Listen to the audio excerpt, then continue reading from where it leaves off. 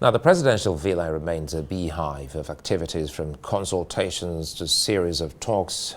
President Bola Tinubu has been meeting with traditional and religious leaders, politicians, and even players in the private sector, all in his efforts to bring renewed hope to Nigerians. State House correspondent Deswa Mora has more. As the new president settles into office and prepares to make appointments, the presidential villa has been a hub of visits. Today, among the visitors were the members of a former PDP G5 governors, consisting of the immediate past governors Nyesom Wike of Rivers State, Okezie Ikpeazu of Abia State, Ifeanyi Ugwuanyi of Enugu State, Samuel Otom of Benue State, and the current governor of Oyo State, Seyi Makinde. While still in power, these 5 governors had previously demanded the resignation of Iyorchia Ayu as national chairman of their party and worked against the PDP presidential candidate Atiku Abubakar during the 2023 polls.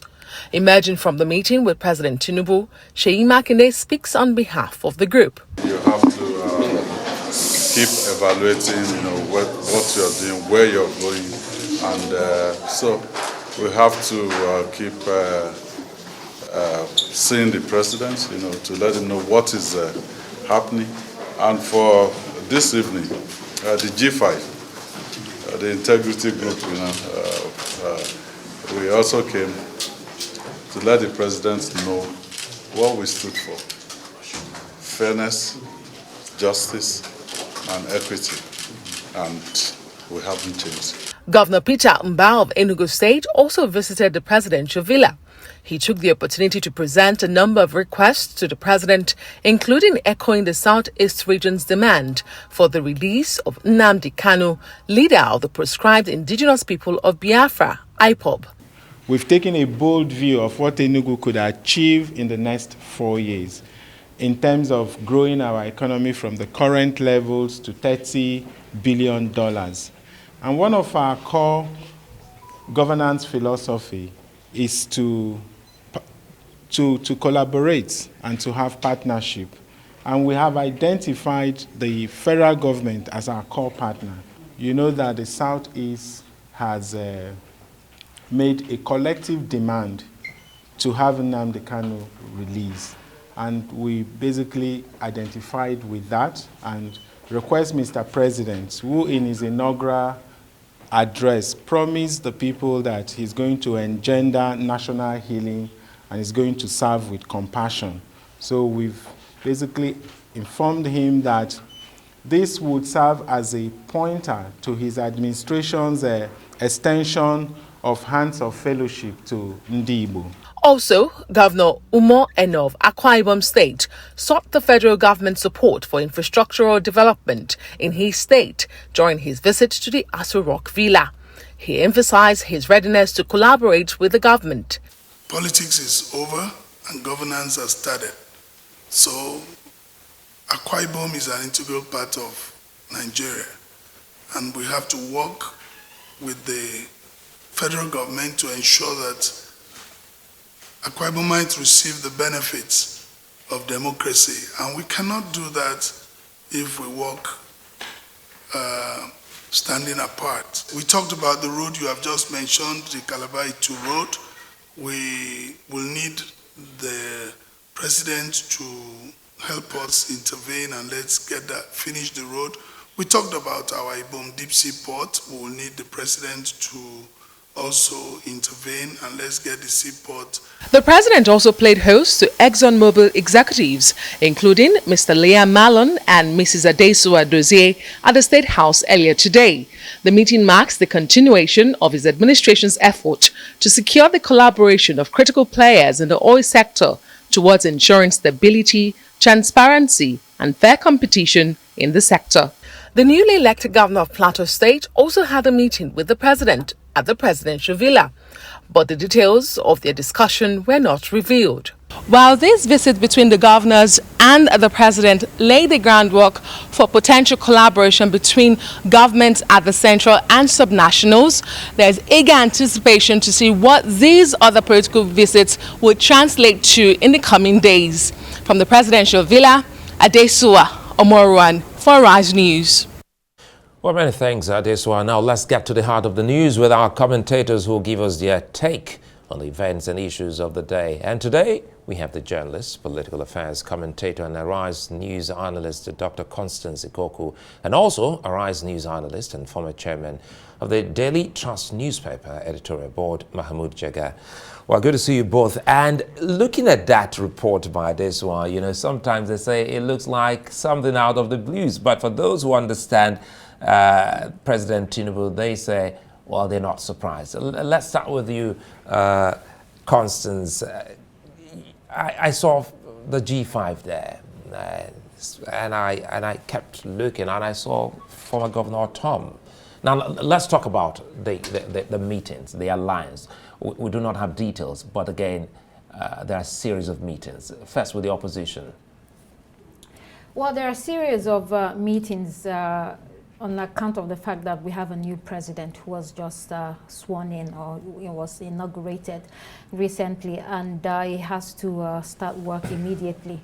And I want to speak to what your guest, Mr. Suko, alluded to when he spoke about diversity, in the course of explaining who the president is. That point is very key. We are a country that is very diverse. I want to take a step further to explain something. Nigeria is a country of many countries within it. I think that most times political operators don't have that in mind when they are taking actions or when they are making policies.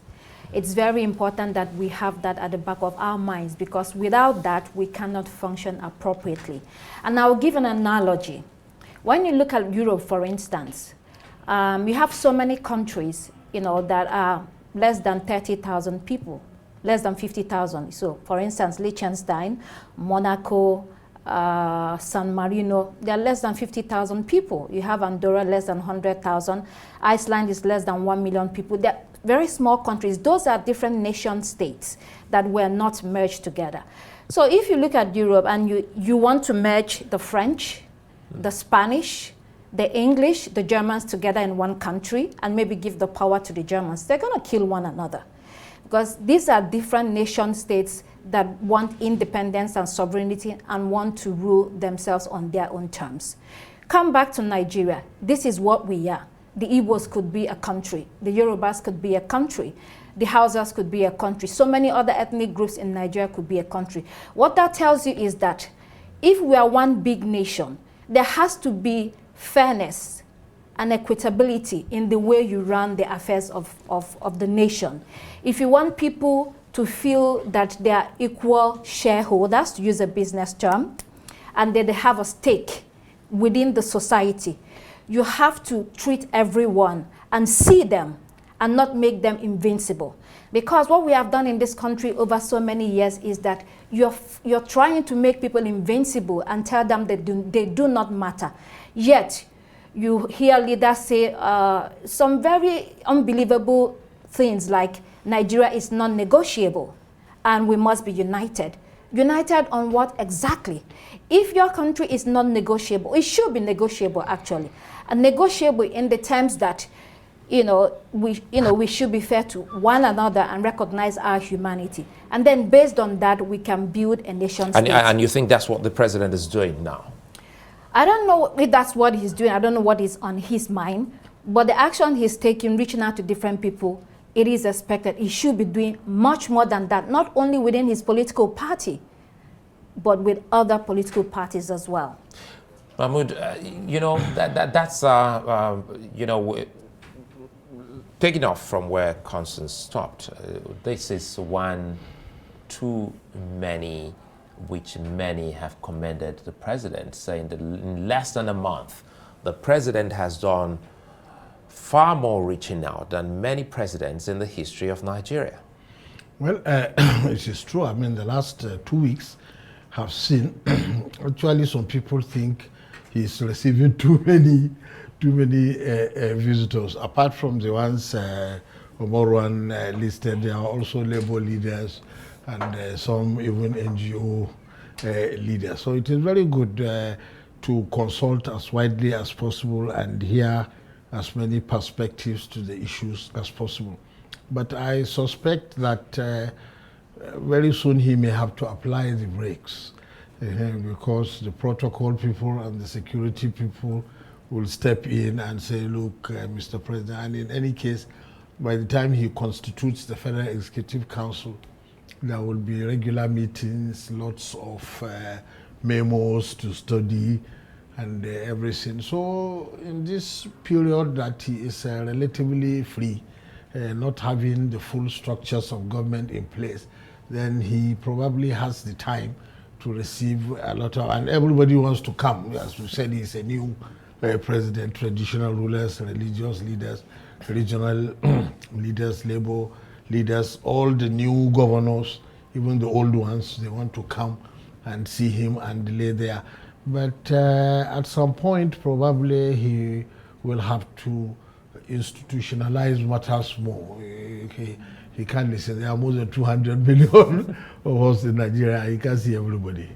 But again, before I come back to Constance, does it also give you the feel that he has he's more open and more receptive to opposition and well-meaning Nigerians who, because some say that the last president, President Buhari, seemed to have had a kind of cabal around him that shut some well-meaningful people who would have been able to give some sound advice, economic advice, political advice on some issues away from the villa. There was no doubt that you see, the former president was nowhere as open as this. He was a bit aloof, and he spent the first several months of his presidency essentially meeting with permanent secretaries and directors from the various ministries in the name of briefing, which many people thought was a waste of time because they were handing over notes and all that. It took him months to constitute the cabinet. That was not very exemplary. This president is going probably to the other extreme, very open door policy, everybody coming. But as I said, I don't expect it to last. Even though, since it is in his nature to listen and to receive, he will most probably be doing that much more than the former president was doing.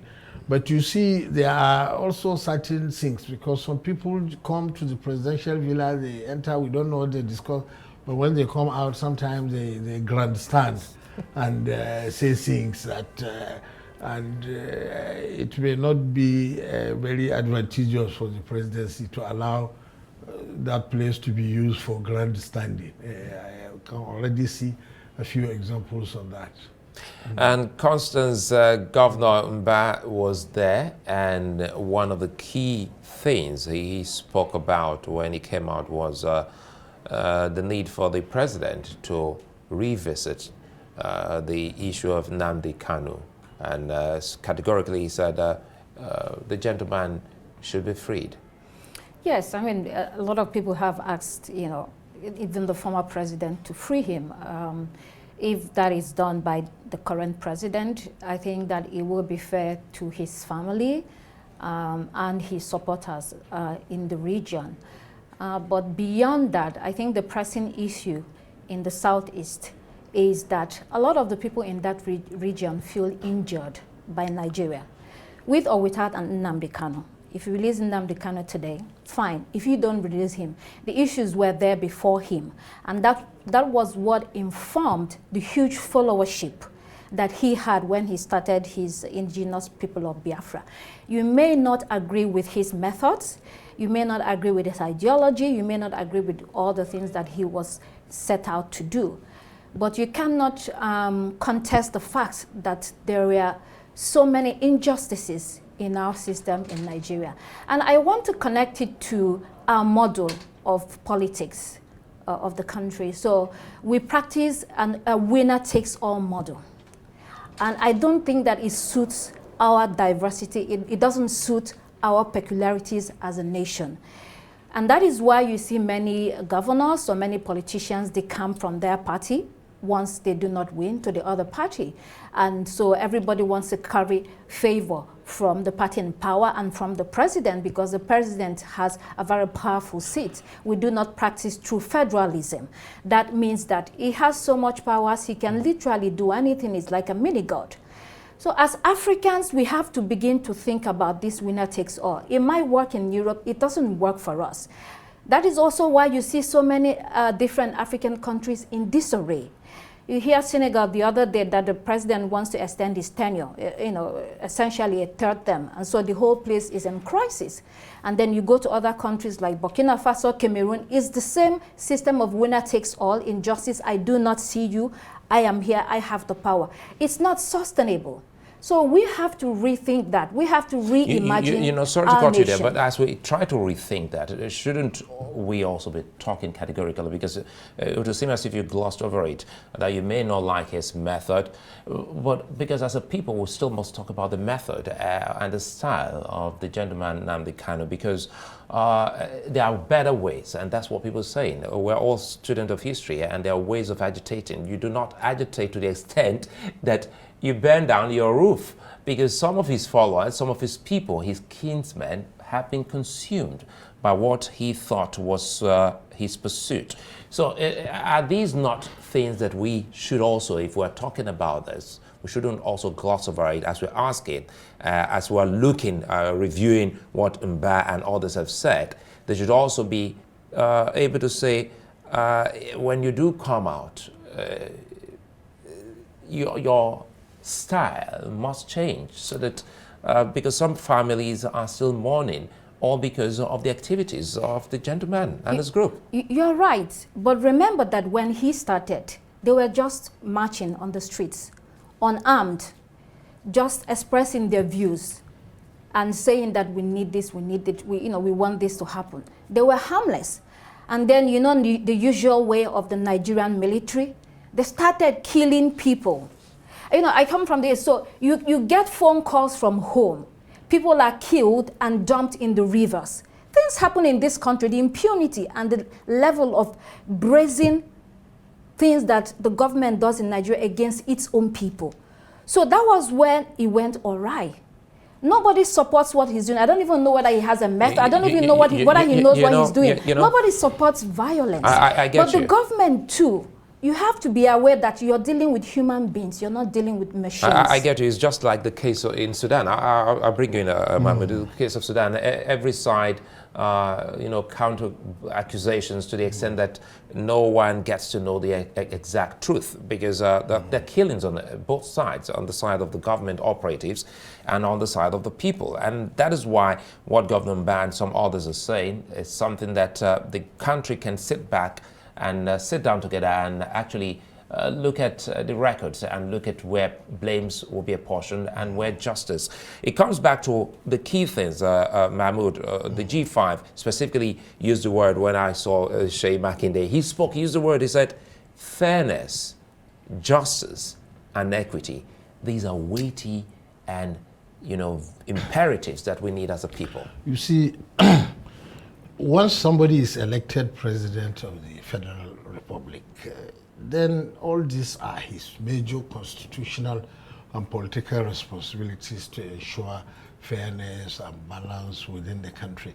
The trouble is some people put the cart before the horse. You see, during the electoral process, when we were trying to elect leaders, then you bring all these arguments. But to a politician, the most important thing that matters is the votes, to win the election. Because if you don't win the election, like President Tinubu now, if he didn't win the election, he wouldn't be anywhere near the place where he can now administer fairness or goodies or anything.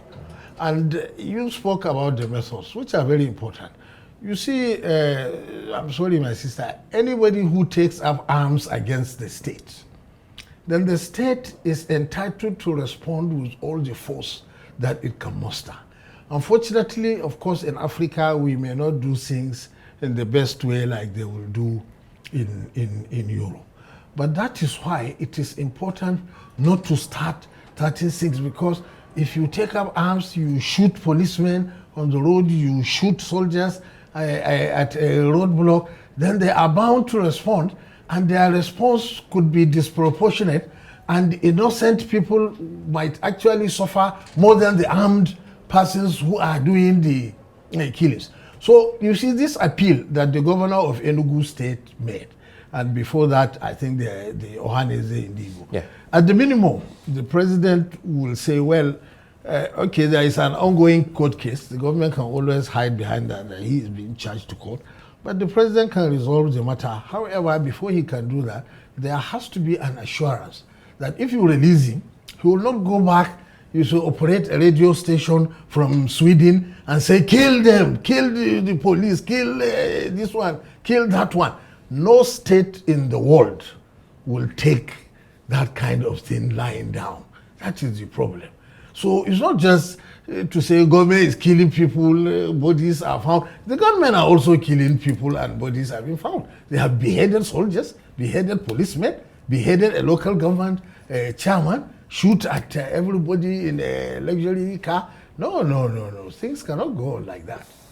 Well, I'm hoping that in the days to come, that's what we really do hope that people can do. Because now you talked about radio station. For a bit, we forgot what happened in Rwanda. It started with a radio station. Right.